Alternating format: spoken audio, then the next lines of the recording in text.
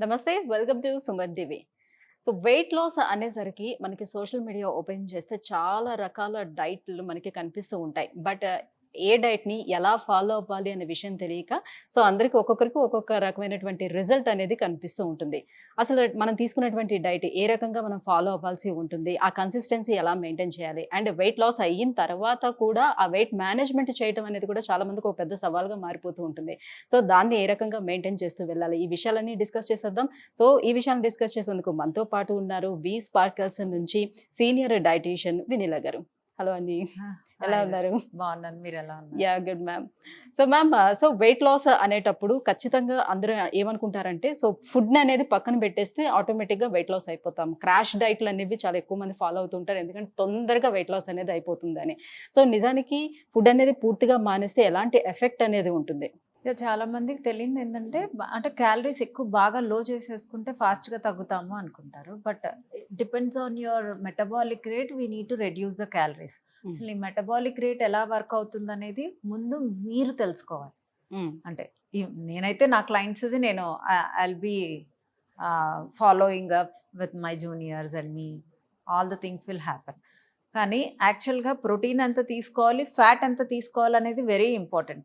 ప్రోటీన్‌తో పాటు ఫ్యాట్ కూడా తీసుకోవాలి. ఎంత హ్మ్. తీసుకోవాలి అనేది జనాలకి తెలీదు. హ్మ్. ఓన్లీ ప్రోటీన్ తినాలి అనేది ఒకటే ఎళ్తారు. అండ్ హ్మ్. కార్బ్స్ గనుక మనం జీరో చేసామనుకోండి, హ్మ్. నెక్స్ట్ మళ్ళీ మనం కార్బ్స్ జీవితాంతం తినకుండా ఉండగలమా అనేది ఒకటి అండర్‌లైన్ పాయింట్ అనమాట.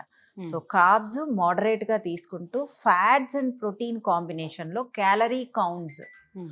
ప్రోటీన్‌కి 1 గ్రామ్‌కి ఎంత క్యాలరీస్ ఉంటాయనేది మనం చెక్ చేసుకుంటూ, మనం తీసుకుంటూ, మన బాడీకి ఎంత రిక్వైర్మెంట్ ఉంది, ప్రోటీను, మజిల్ కరెక్ట్‌గా ఉందా, ఫ్యాట్ ఎంతుంది, ఆ ఫ్యాట్ ఎంత తగ్గించాలి, మనం ఫ్యాట్ మీదే టార్గెట్ చేయాలి. ఫ్యాట్ మీదే టార్గెట్ చేయాలన్నప్పుడు క్యాలరీ డెఫిసిట్ ఎక్కువగా వెళ్ళకూడదు. హ్మ్. హ్మ్. ఒకవేళ వెయిట్ తగ్గనప్పుడు హ్మ్. యూజువల్‌గా నేను చేసేదేంటి, వెయిట్ స్ట్రక్ అయిపోద్ది. చాలా మందికి చాలా సార్లు వెయిట్ స్ట్రక్ అయిపోతుంది. నేనప్పుడు క్యాలరీస్ ఇంక్రీజ్ చేస్తాను ఒక 1 వీక్. ఓకే. చేసి మళ్ళీ నెక్స్ట్ వీక్ డిక్రీజ్ చేస్తాను. బాడీని డిఫరెంట్ మెథడ్స్‌లో ప్లే చేస్తాను. ఆ 2-3 అంటే ఎవరి మంత్స్ బాడీ తత్వానికి తగ్గట్టుగా ఏది ప్లే అంతే. చేస్తే కరెక్ట్‌గా వర్కౌట్ అవును. అవుతదనేది. అంటే ఓకే. ఒక్కొక్క బాడీ ఒక్కొక్క రకంగా రియాక్ట్ అవుతుంది. ఆ రియాక్షన్ అనేది మనం అర్థం చేసుకోవాలి. అర్థం చేసుకొని ఓకే. ఈ మంత్ మనం 2, 3 కేజెస్ తగ్గిపోయాం. నెక్స్ట్ మంత్ కూడా తగ్గిపోతామంటే తగ్గిపోము. అక్కడ ఇంకొక ప్లే చేయాలి. హ్మ్. అంటే కుకింగ్ మెథడ్స్‌లో చేంజింగ్ ఉండాలి. మనం తినే ప్యాటర్న్స్‌లో చేంజింగ్ ఉండాలి. ఫ్యాట్ అండ్ ప్రోటీన్ కంటెంట్‌కి కొంచెం డిఫరెంట్ పక్కన పెట్టేసి కార్బ్స్ కొంచెం ఎక్కువ చేయాలి. హ్మ్. ఆ తర్వాత ఎందుకు మళ్ళీ డౌన్ ప్రోటీన్స్ అనేది చేయాలి. ఎక్కువగా ఇంక్లూడ్ చేస్తారు వెయిట్ లాస్ కోసం అని? ప్రోటీన్ ఏ రకంగా వెయిట్ లాస్‌కి ఉపయోగపడుతుంది? Protein and fats are very essential nutritions అనమాట మనకి. అంటే బేసికల్‌గా protein is very good source. అంటే ఆకలి అవ్వకుండా ఉండటానికి, మనకు మజిల్ బిల్డింగ్‌కి, అంటే మజిల్ టేర్స్ రిపేర్ అవ్వడానికి అసలు హ్మ్. ప్రోటీన్‌కి మించింది ఏమీ లేదు.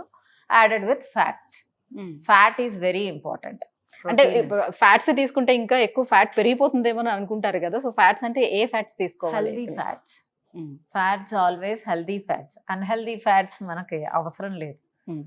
ఆ ఫ్యాట్స్ వేరు, ఈ ఫ్యాట్స్ వేరు. These are healthy fats which we need to include along with protein.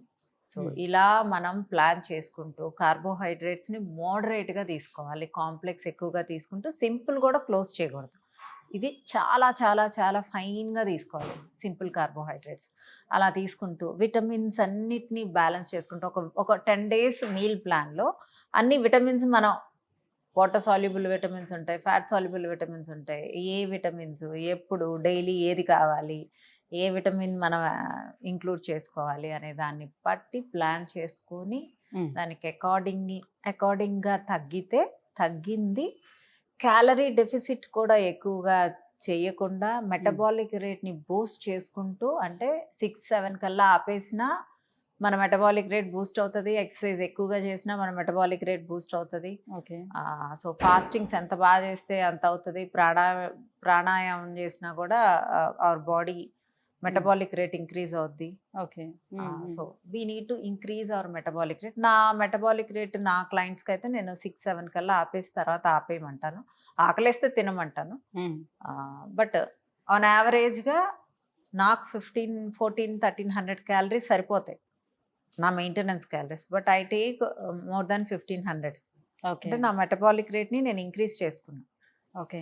అలా ఇప్పుడు నా డైట్ ప్రోగ్రామ్లో ఒక 3 మంత్స్ కానీ 2 మంత్స్ కానీ తగ్గిన వాళ్ళకి మెయింటెనెన్స్ డైట్లో మినిమం 1500 to 1800 క్యాలరీస్ 2025 కూడా ఇస్తాను.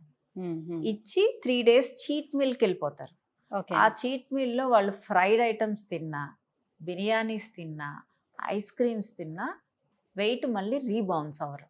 ఎందుకంటే నేను ఈ బాడీని డైట్లో ఉన్నప్పుడే పంప్ చేసేస్తాను అన్నిటికీ. అంటే గట్ క్లియర్ చేస్తాను, ఓకే. అబ్జార్ప్షన్ రేట్ పెంచుతాను, హార్మోన్స్ని బ్యాలెన్స్ చేస్తాను, మెటబాలిక్ రేట్ని ఇంక్రీజ్ చేస్తాను. ఫర్ సపోజ్ ఇప్పుడు మీరు ఇస్తున్న డైట్ ఏదైనా కారణాల వల్ల ఆ కన్సిస్టెన్సీ మెయింటైన్ మధ్యలోనే ఆగిపోయింది అనుకుందా, రీస్టార్ట్ ఎలా చేయాలి? మళ్ళీ మొదటి నుంచి మళ్ళీ స్టార్టింగ్ మొదటి అట్లానే నుంచి. ఉంటుందా? మళ్ళీ మొదటి నుంచి చేసిన ఆ డైట్లు పనిచేయవు, మళ్ళీ డిఫరెంట్ డైట్స్లోకి వెళ్ళాలి. ఓకే. కన్సిస్టెన్సీ చేయని వాళ్ళని అసలు వద్దనే చెప్తాను. వాళ్ళ డబ్బులు వేస్ట్, పాపం చేసిన డబ్బుల కన్నా ఆ వండుకోవటము, ఆ కన్సిస్టెన్సీ, ఆ టైంకి తినటము, ఆ ఫోకస్, అవన్నీ చాలా investment. You are investing yourself. ఇప్పుడు మరి హెవీ స్ట్రెస్ లేకుండా ఎవరు ఉండరు. సో అందులోనూ స్ట్రెస్ బాగుండి స్లీప్ డిప్రైవేషన్ ఉండే వాళ్ళకి ఆ వెయిట్ గెయిన్ ఎలా అవుతారు? దీని అంటే ఈ కారణంగా వెయిట్ గెయిన్ ఎలా అవుతారు? ఆబ్వియస్గా మనం అవుతాం స్ట్రెస్ మూలంగా. ఉన్నది ఒక జీవితం, అదైతే నేను కౌన్సిల్ చేస్తాను ఎవరన్నా వచ్చినా కూడా. అంటే పెద్ద అంటే మనకి చెయ్యి విరిగిపోలా, కాలు విరిగిపోలా. సో అలాంటి వాళ్ళకన్నా మనం చాలా బెటరు. అంటే ఏది శాశ్వతం కాదు, మనమే మనకు శాశ్వతం. సో స్ట్రెస్ అనేది వద్దు అని అయితే చెప్పగలని, చెప్పటం వరకు చెప్పగలని. బట్ స్ట్రెస్ వల్ల కొలెస్ట్రాల్ పెరుగుతుంది. అంటే ఫ్యాట్ వేరు, కొలెస్ట్రాల్ వేరు. బ్లడ్లో కొలెస్ట్రాల్ పెరుగుతుంది కార్టిజాల్ హార్మోన్ వల్ల. దానివల్ల ట్రైగ్లిజరైడ్స్ పెరుగుతాయి. హార్ట్ అటాక్ మనం తినకపోయినా brain stroke, heart attack, sugar, BP, ఇక వీటిలన్నిటికీ మెయిన్ కారణమే స్ట్రెస్ కింద అయిపోతుంది. తిని ఓకే తిన్నాను నాకు ఫ్యాట్ పెరిగింది అనేది ఒక ఎత్తు అయితే, ఏమీ తినలేదు నాకు పెరిగింది అని అదొక పెద్ద స్ట్రెస్ అవుతుంది. సో బీ హ్యాపీ, ఉన్నంతలో బీ హ్యాపీ. రైట్.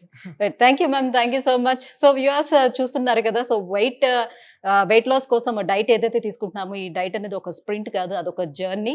సో కంటిన్యూస్గా ఎవరైతే ఈ కన్సిస్టెన్సీని మెయింటైన్ చేయగలుగుతారో వాళ్ళు ఖచ్చితంగా వెయిట్ లాస్ అవ్వడానికి ఛాన్స్ ఉంటుంది. సో మీలో ఎవరైనా వెయిట్ లాస్ కోసం ట్రై చేస్తే కింద స్క్రోల్ అవుతున్న నెంబర్కి కాల్ చేయండి.